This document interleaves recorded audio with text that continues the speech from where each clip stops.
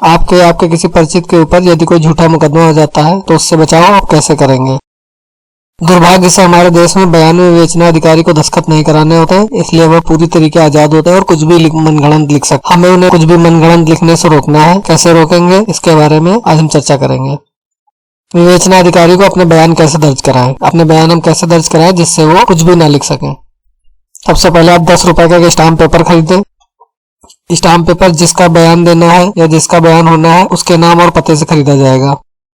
Stamp paper पर क्या लिखना है, सबसे ऊपर लिखे समक्ष विवेचना अधिकारी, थाना, जो भी आपका थाना लगता है वो थाना लिखिए, अपना जिला लिख दीजिए।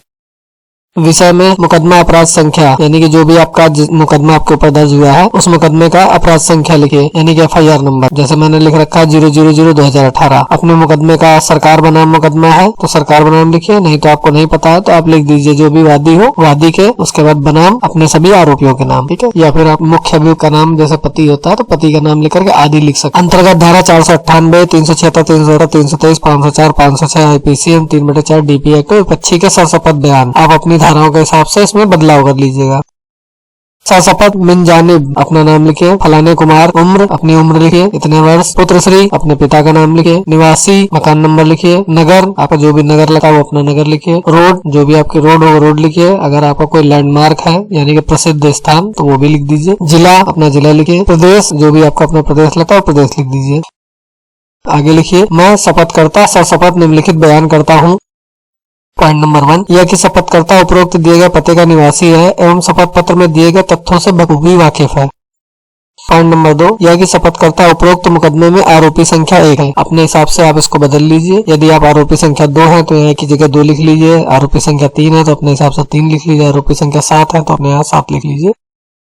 पॉइंट नंबर 3, यह कि वादी श्रीमती, जैसे आपकी पत्नी ने आपके विरुद्ध मुकदमा लिखाया है तो उसका नाम डाल दें यहाँ पर, पुत्री श्री उनके पिताजी का नाम लिख दीजिए, दिनांक 1/1/2018 को जो भी आपकी डेट है वो अपनी डेट लिख दीजिए, खुशी खुशी विदा होकर अपने मायके गई थी, वह दिनांक 1/4/2018 को अकारण ही झूठा एवं फर्जी मुकदमा पंजीकृत करा दिया है। आप यहाँ पर अपने हिसाब से लिख लीजिए और अपने हिसाब से बदलाव कर लीजिए। जैसे मैंने यहाँ पर रीजन दिया है कि मेरे घर से 1 तारीख को चली गई थी, उन्होंने पता नहीं क्यों 1 अप्रैल को मेरे विरुद्ध झूठा मुकदमा लिखा दिया है। पॉइंट नंबर 4, यह कि शपथकर्ता व उसके परिवार वालों द्वारा वादी मुकदमों किसी प्रकार से प्रताड़ित या दहेज की मांग आदि नहीं की गई है। लगाए गए आरोप असत्य एवं निराधार है। ये हमने अपना खुद का वर्जन दिया है। जो सच है वो मुझे मालूम है, आपको भले ही नहीं मालूम, मुझे मालूम है। आपको इसी की जांच करनी है कि जो सच क्या है। पॉइंट नंबर 5, यह कि तथाकथित घटना दिनांक 2/3/2018 को विपक्षी उपरोक्त घटना स्थल से 300 किलोमीटर दूर अपने कार्यालय में उपस्थित था। जैसे कि क्या होता है, कई बार लड़कियां 5-6 या कई लोगों का नाम डला देती हैं और वो वहाँ उपस्थित नहीं होते हैं। जैसे कि आपने जेठ का नाम डला दिया, देवर का नाम डला दिया, या मैट्रिमोनियल केसेस में ऐसे ज्यादा होता है, और वो उस दिन वहाँ पे 300 किलोमीटर दूर अपना ड्यूटी पे उपस्थित है। तो आप अपने ड्यूटी के सबूत लगा करके ये साबित कर सकते हैं कि इन्होंने जो घटना दिखाई है, कितनी तारीख को हमें मारा पीटा और दहेज मांगा और हमको मिट्टी तेल डाल के जलाने का प्रयास किया, ये किया वो किया। उस दिन तो मैं घटना स्थल पर था ही नहीं, मैं तो अपनी ड्यूटी कर रहा था। ये मेरे ड्यूटी के पेपर्स हैं, उसकी प्रति जो भी है संलग्न कर दीजिए। अपने हिसाब से आप इसे बदल भी सकते बदले। पॉइंट नंबर 6, यह कि भारतीय संविधान के अनुच्छेद 20(3) की उपधारा 3 के तहत विपक्षियों को दोष सिद्धि के संबंध में संरक्षण प्राप्त है। भारतीय संविधान का 20(3) यह कहता है कि आरोपी को अपने विरुद्ध साक्षी नहीं बना सकता, उससे जबरन कोई चीज नहीं कहलवाई जा सकती जो उसके विरुद्ध जाती हो। और भारतीय साक्ष्य अधिनियम के तहत सिद्ध करने का भार वादी के ऊपर होता है, न कि आरोपी के ऊपर। यह कि पॉइंट नंबर 7, यह कि विपक्षी गणों को उपरोक्त मुकदमे में झूठा फंसाया जा रहा है, कृपया निष्पक्ष जांच करने कृपा करें। इसमें हम यह खुद ही कहते हैं कि भैया हमारी निष्पक्ष जांच कर लो, हमारे पक्ष में मत बनाओ कोई रिपोर्ट, ना ही हम ये कहेंगे उनके पक्ष में बनाओ, आप निष्पक्ष जांच करो, जो गलत हो उसके खिलाफ कार्रवाई करो। पॉइंट नंबर 8, यह कि यही मेरा बयान है, कृपया मेरे बयान को केस डायरी में संलग्न करने की कृपा करें, ईश्वर मेरी मदद करें। हम ये खुद कहेंगे कि आप मेरा यही बयान है, उसको उठा करके आप मेरे बयान के रूप में दर्ज करिए। अब वो इसमें से कुछ भी ना हटा सकता है, ना भी कुछ लगा सकता है, केवल उसे उतना ही लिखना जितना हमने लिख के दिया है। इस प्रकार अन्य आरोपियों के भी आपको बयान तैयार करवाने, जैसे आपने अपना बयान तैयार किया उसी प्रकार से आप अन्य लोगों के भी बयान तैयार कराइए।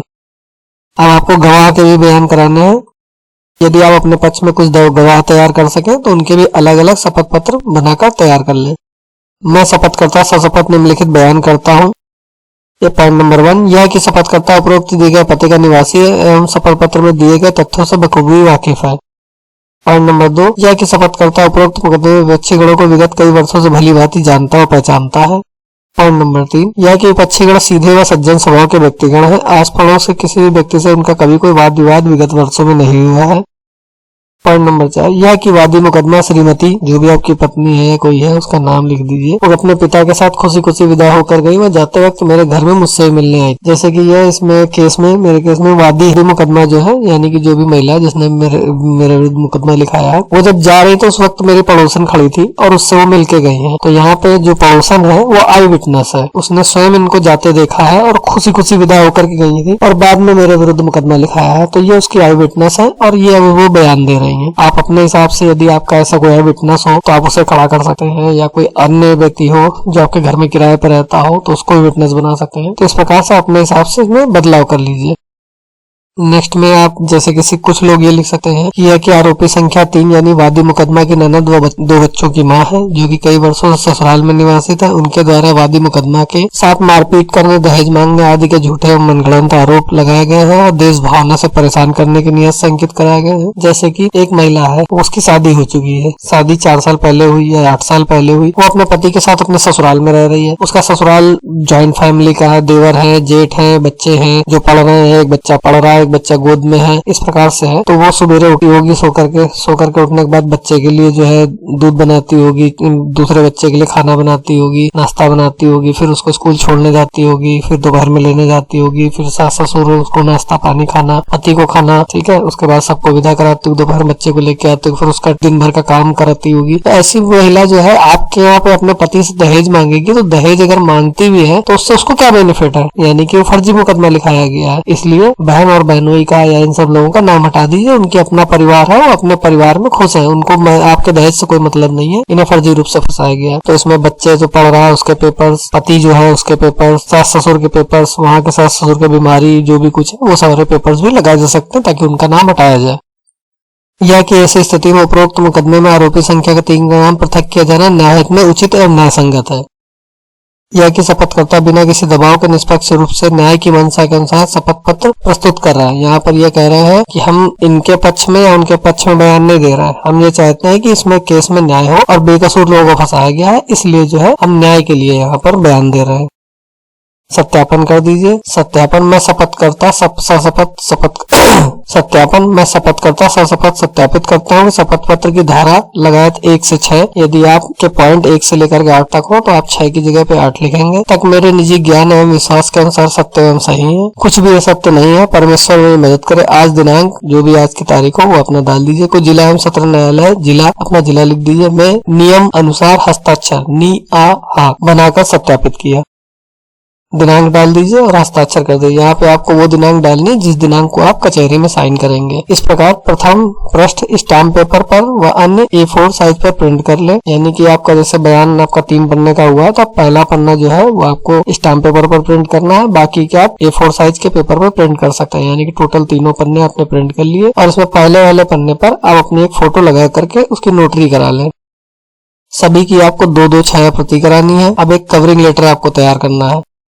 कवरिंग लेटर पर लिखेंगे सेवा में पुलिस अधीक्षक महोदय, पुलिस अधीक्षक कार्यालय, जिला अपना जिला लिख दीजिए।